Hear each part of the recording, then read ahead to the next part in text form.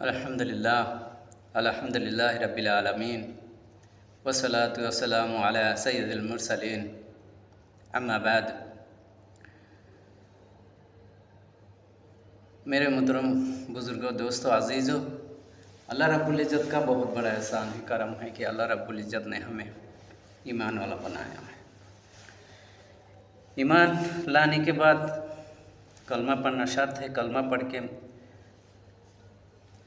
वो मुसलमान होता है। उसके बाद नमाज एक अहम फरीज़ा है। नमाज इस्लाम में दूसरा अरकान है। ये कलमा, नमाज, रोज़ा, हज, ज़कात, ये 5 अरकान में से सबसे पहले अव्वल नमाज है। नमाज ऐसी चीज़ है कि मुसलमान का ज़िंदगी, इंसान की ज़िंदगी तब्दील हो जाता है नमाज से। नमाज ऐसा दौलत है कि जितने अच्छे नमाज होगा ज़िंदगी भी उतना अच्छा होगा। जानदार नमाज होगा तो शानदार ज़िंदगी होगा। ये हमारी यकीन होना चाहिए। नमाज से ये चाहा जाता है कि हमारी 24 घंटे की जो ज़िंदगी है नमाज वाली हो जाए। नमाज में जैसे हम अल्लाह का हुक्म और मोहम्मद सल्लल्लाहु अलैहि वसल्लम के तरीके में रहते हैं, ऐसे ही हमारी बाहर वाली ज़िंदगी भी हो जाए कि नमाज में हमारा जैसा ध्यान रहता है, जैसे हम सुकून से खड़ा रहते हैं। ये हुक्म है अल्लाह पाक का और नबी सल्लल्लाहु अलैहि वसल्लम का तरीके में। तो ऐसे भी हमारी बाहर वाली ज़िंदगी भी हो जाए, हमारा 24 घंटे की ज़िंदगी नमाज वाली हो जाए। जैसे हमारा नज़रों का हिफाजत, हमारा बोलने का, चलने का जो भी है नमाज वाली हो जाए, अदब वाली हो जाए, तरीक़ा वाली हो जाए, मुहम्मद रसूलुल्लाह सल्लल्लाहु अलैहि वसल्लम के तरीके में आ जाए। नमाज ऐसा हो कि हम अल्लाह से लेने वाला बन जाए। नमाज दुनिया का नबी सल्लल्लाहु अलैहि वसल्लम को जितना भी इस्लाम के अरकान है, जो भी नियम है, सब के सब ज़मीन पे जिब्रील अलैहिस्सलाम के ज़रिए में दुनिया में भेजा गया है। लेकिन नमाज का जब वक्त आया तो अल्लाह रब्बुल इज़्ज़त ने अपने हबीब मोहम्मद मुस्तफ़ा अरबी सल्लल्लाहु अलैहि वसल्लम को अर्श पे बुलाए, अपनी हुजूर में बुला के इनाम अता फरमाया नमाज। इसीलिए कहा जाता है कि नमाज मोमिन का महराज है। हुजूर सल्लल्लाहु अलैहि वसल्लम महराज में जाके लाए थे नमाज इनाम के तौर पे, इसीलिए इसको नमाज मोमिन का महराज है। नमाज शैतान का मुँह काला करता है। नमाज दीन का सुतून है। नमाज आप सल्लल्लाहु अलैहि वसल्लम की आँखों की ठंडक है। नमाज से कब्र के अज़ाब माफ़ हो जाता है। नमाज जिसका अच्छा होगा आखिरत के दिन उसका अच्छा मर्तबा मिलेगा, उसका नाम अमल दाहिने हाथ में मिलेगा। नमाज अगर बुरा निकला तो उसका तो बुरा ठिकाना है। अल्लाह ना करे, अल्लाह पाक हम सारे मुसलमानों को, कलमा पढ़ने वाले को जन्नत नसीब कर दें, हमारे हिसाब आसान कर दें, फुलसिरत के रास्ता आसानी से पार कर देंगे, कब्र के अज़ाब माफ़ कर देंगे। कब्र का अज़ाब बड़ी सख्त है दोस्तों, अजीज़ों। मरने के बाद जो आने वाली ज़िंदगी है, सबसे पहले पड़ाव कब्र है। अल्लाह पाक फरमा रहे हैं कि जो नमाज 5 टाइम की नमाज खुशू और खुशू के साथ पढ़ लेता है, अच्छी तरह वज़ू करके, हाँ, खुशू और खुशू के साथ पढ़ ले, उसको अल्लाह पाक कब्र अज़ाब माफ़ कर देंगे। इतनी बड़ी इनाम है ये। कब्र का अज़ाब बड़ी सख्त है, उस अज़ाब से हमें अल्लाह पाक निजात देंगे। फरिश्ता आके पूछेगा, सवाल करेगा, तो सवाल का जवाब हम सही सही दे सकेंगे। अगर हमारा नमाज ख़राब निकला तो हमारा पहला पड़ाव बिगड़ जाएगा। इसीलिए दोस्तों ईमान वालों, सबसे पहले तो नमाज का एहतमाम करें। 5 टाइम की नमाज हम एहतमाम से पढ़ें, अल्लाह से हम बात करने वाला बन जाए और ऐसा हमारा नमाज बन जाए कि हम अल्लाह से ले सके, हमारी ज़रूरतें, हमारी हाजतें अल्लाह से कह के पूरा कर सके। ऐसा नमाज चाहिए दोस्तों। ऐसा नमाज नहीं है, हाँ, जिसने नमाज अच्छा तरीक़ा से पढ़ा तो नमाज उसको दुआ देता है कि तेरा ज़िंदगी अच्छा हो, अल्लाह पाक तुझसे राज़ी रहे। जिसने नमाज को गाफिलत से पढ़ा, कभी कभार ऐसे ही पढ़ा और पढ़ने के लिए जैसा पढ़ के छोड़ दिया, तो नमाज पुराने कपड़े की तरह मुंह में पुराने कपड़े की तरह लपेट के मुंह में मार के चला जाता है, बद्दुआ दे के जाता है। तूने जैसे मुझे बर्बाद किया, तू भी ऐसे बर्बाद हो जा। नमाज बद्दुआ देगा जिसको, वो कभी बन सकता है? नहीं बन सकता है ना। इसीलिए हम नमाज ऐसे पढ़े कि ध्यान वाली नमाज पढ़े।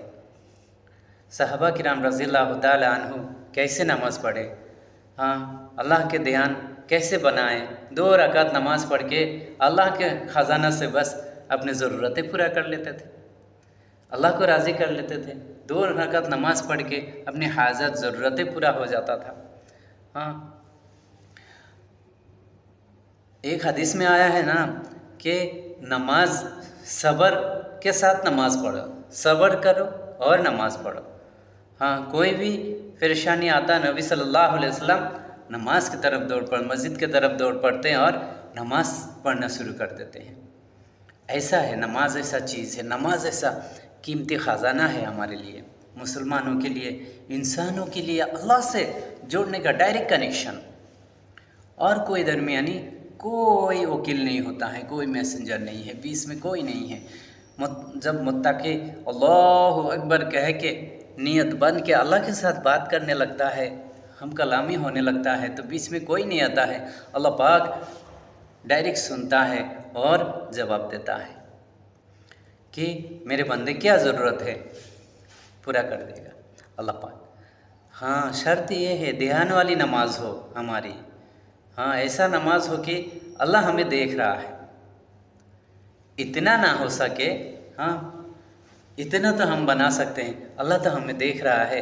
नहीं हो अल्लाह को हम देख रहे हैं, इतना नहीं हो सकता। हमारा ईमान, हमारा यकीन अगर उतना नहीं बनता है कि हम अल्लाह को देख रहे हैं, इतना नहीं होता है, तो अल्लाह तो मुझे देख ही रहा है, अल्लाह हमें देख रहा है।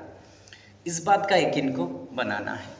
ऐसे ध्यान वाली नमाज चाहिए, इल्म हासिल करके और अच्छी तरह से नमाज को बनाना है। फ़ज़ाइल का अमल से,